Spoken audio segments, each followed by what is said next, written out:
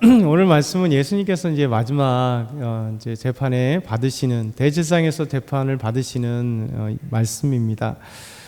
이 앞에 말씀 보면 대제사장들이 이제 예수님을 고발하려고 어떻게 잡아 죽일까, 그래서 거짓 증언자들을 세웠지만 이 거짓은 사실은 금방 밝혀지게 돼 있죠.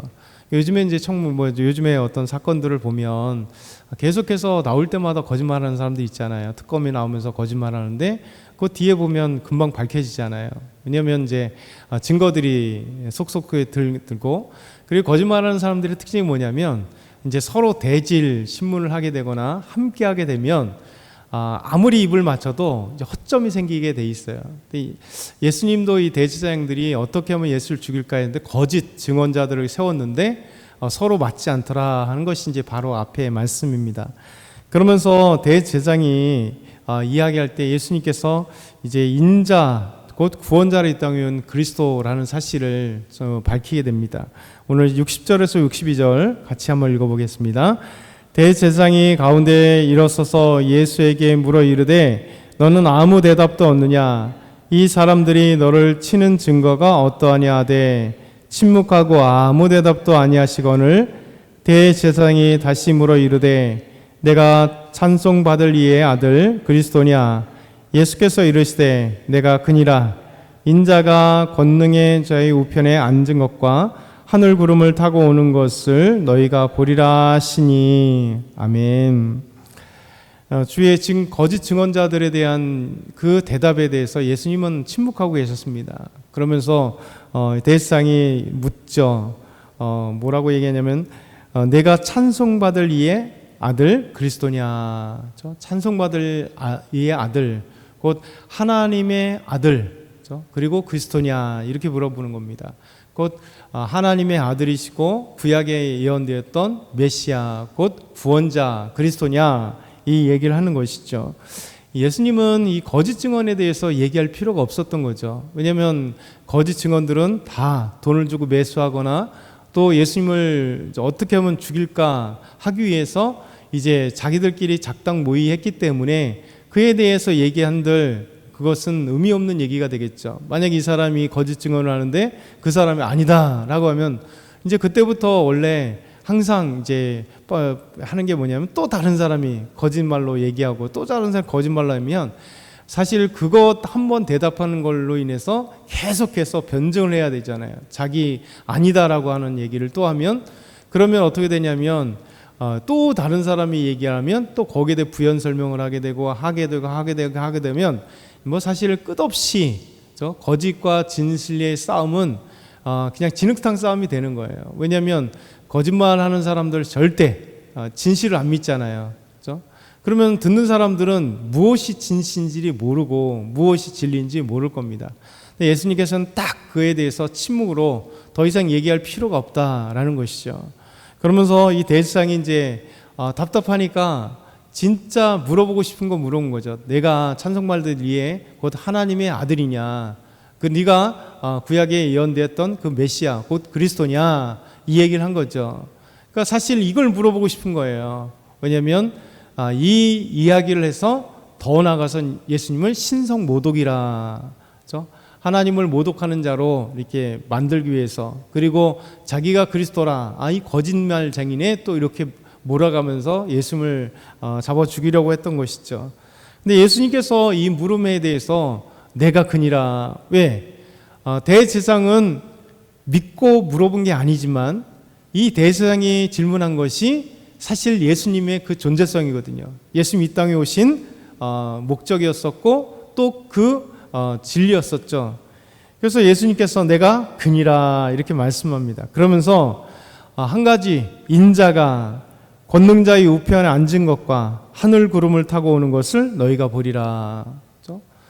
예수님께서 참 말을 하시는데 이 말씀 때문에 이제 대제사장 분노하는 거죠. 왜냐하면 예수님께서 자기를 표현할 때 항상 인자라고 표현한다 그랬잖아요. 이 복음서에 보면 예수님만이 자신을 인자라고 표현합니다. 그러니까 제자들이나 사람들이 예수님을 향해서 인자라고 표현을 하지 않아요. 예수님께서는 인자라 이렇게 표현합니다. 사실 인자라고 하는 표현은 다니엘서 7장 13절 14절에 이 예언의 말씀에 대한 그 성취로서의 인자예요. 곧 그 메시아라는 거예요. 그런데 예수님께서 말씀하시기를 권능자의 우편에 앉은 것과, 그렇죠? 하나님의 우편에 앉아 계셨대요. 그리고 하늘 구름을 타고 오는 것을 너희가 보리라. 그럼 대제사장이 얼마나 황당하겠어요. 그렇죠? 사실 사도행전 7장에 보게 되면 7장, 8장, 9장 이렇게 쭉 나갈 때 7장, 7장부터 8장까지는 스데반 집사님이 예수님에 대해서 쭉 말씀하시는 거잖아요. 근데 스데반이 돌멩이로 맞아 죽은 이유가 뭐예요? 예수님이 하나님 우편에 앉은 것을 하늘이 열리고 보았다는 거잖아요. 그래서 예수님께서 하나님 우편에 앉아 계신 것을 볼 때, 그렇죠? 그것 때문에 맞아 죽은 거예요. 예수님께서는 말씀하십니다. 우편에 앉은 것과, 우편에 앉았다라는 것은, 하나님의 보좌의 우편에 앉아 있다는 것은 바로 하나님의 우편의 보좌의 옆에 앉아 있거나 서 있거나, 우편이라는 것은요, 이 권능자의, 왕의 후계자라는 거예요. 아들이라는 의미입니다. 그래서 항상 보게 되면 이게 옛날 영화들 보잖아요. 로마나 아니면 이집트나 이렇게 보게 되면, 우리나라 조선은 꼭 뭐 이렇게 조금 떨어져 있긴 하지만 그래도 조선시대 영화, 이게 드라마도 보면 이제 보좌가 있고 왕이 앉아 있고 그 옆에 이제 왕자가 꼭 앉아 있거든요. 그 이유가 거기입니다. 이집트 같은 경우는 왕이 딱 앉아 있고 왕자가 꼭 오른쪽에 서 있습니다. 그러니까 왕자는 뭐냐면 항상 오른쪽, 대부분 다 오른편 왼편이면 대부분 다 오른쪽이 더 귀한 거잖아요. 그러니까 항상 이렇게 오른쪽, 왼쪽, 이것은 그 왕의 권능자의 아들이라는 의미를 갖고 있습니다. 권위를 갖고 있는 거죠. 그래서 항상 성경에 표현할 때 하나님 우편에 앉아 계시다, 그렇죠? 오른쪽에 앉아 계시다, 아니면 서 계시다, 오른쪽에 계시다라는 표현은 하나님의 아들로서의 표현입니다. 그리고 권능자의 표현이에요. 예수님께서 권능자의 우편에 앉은 것, 그리고 하늘 구름을 타고 오는 것 너희가 보리라 하니, 이 대제사장이 얼마나 황당한 얘기예요. 그렇죠? 더더군다나 이 하늘에서 구름을 타고 온다? 이 말도 안 되는 얘기잖아요. 그러니까 이 사람들이 얘기를 합니다. 근데 예수님께서 이 말씀하신 것, 좀 전에 말씀드린 것처럼 다니엘서 7장 13절 이 말씀의 예언의 성취로서 얘기하는 거예요. 13절과 14절 보면 다니엘서 7장, 내가 또 밤 환상 중에 보니 인자 같은 이가 하늘 구름을 타고 와서 옛적부터 항상 계신 이에게 나아가 그 앞으로 인도되매 그에게 권세와 영광과 나라를 주고 모든 백성과 나라들과 다른 언어를 말하는 모든 자들이 그를 섬기게 하였으니 그의 권세는 소멸되지 아니하는 영원한 권세요 그의 나라는 멸망하지 아니할 것이니라. 이렇게 말씀하세요. 그러니까 다니엘이 환상을 보는데 인자 같은 이가 하늘 구름을 타고 옵니다. 그때 옛적부터 항상 계시니 곧 하나님에게 인도될 때 하나님께서 그 인자에게 권세와 영광과 나라를 줍니다. 그리고 모든 백성과 다른 언어를 가진 모든 자가 그분을 섬기게 이게 주시는 거죠. 바로 예수님께 이 모든 것을 하나님의 권세와 영광을 주시고, 그리고 나중에 말씀하시잖아요. 모든 이름을 예수의 이름 앞에 꿇게 만드시는 빌립보서 2장의 말씀에 그렇게 말씀하시는 거죠. 그래서 인자는 예수님께서 자기를 표현하실 때 인자가 하늘 구름을 타고 오신다. 이 표현이 사실은 실제로 또 적용이 되잖아요. 사도행전 1장의 말씀 보면 예수님께서 말씀하십니다. 1장 9절 승천하실 때 이 말씀을 마치시고 그들이 보는데 올려져 가시니 구름이 그를 가리어 보이지 않게 하더라. 예수님이 딱 승천하실 때 구름으로 딱 구름 사이로 올라갔는데 구름이 딱 나중에 가려서 보이지 않더라. 그러니까 쳐다보고 계속 있으니까 천사들이 이 제자들을 향하여 이렇게 얘기를 하잖아요. 갈릴리 사람들아 어찌하여 서서 하늘을 쳐다보느냐. 너희 가운데서 하늘로 올려지신 이 예수는 하늘로 가심을 본 그대로 오시리라. 그렇죠?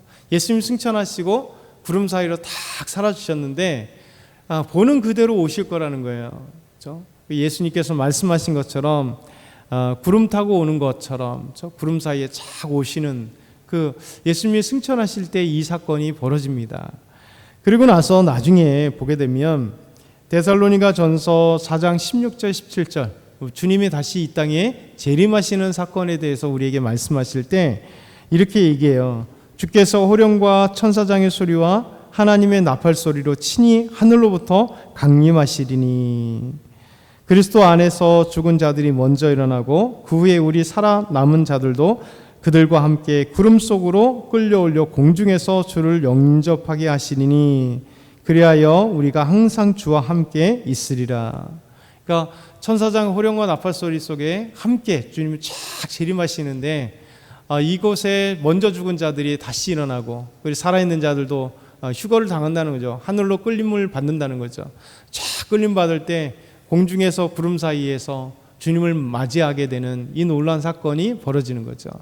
그래서 예수님 말씀하신 이 그대로의 우리에게 말씀하시는 초월적인 예수 그리스도, 하나님의 아들이신 예수 그리스도, 구원자이신 예수 그리스도만이 가능하신 일이겠죠. 그래서 하나님 우편에 계시면서 앉아 계시면서 하나님께 권세와 영광을 받으시고 모든 이름 앞에 모든 언어 모든 민족이 예수님을 경배하게 되고 그리고 하늘 구름을 타고 오시는 이 놀라운 사건이 바로 예수님에게 있다. 이것이 바로 그러나 들을 귀 있는 자는 듣는 거죠. 성령이 듣게 하시는 것. 대제사장은 이 말씀을 해도 오히려 예수님을 죽이려고 했고, 그렇죠? 그러나 믿음의 사람들은 이 말씀이 너무 놀라운 말씀이에요. 예수님이 하나님의 아들이시구나, 능력자시구나, 우리를 위해 이 땅에 오신 인자이시구나, 그리스도라는 사실을 이것을 우리에게 보이시는 거죠. 저와 여러분도 오늘도 말씀 안에서 믿는 자가 되어서 하나님의 놀라운 말씀의 세계들을 무한히 느끼면서 오늘도 찬양하며 기도하기 소망합니다.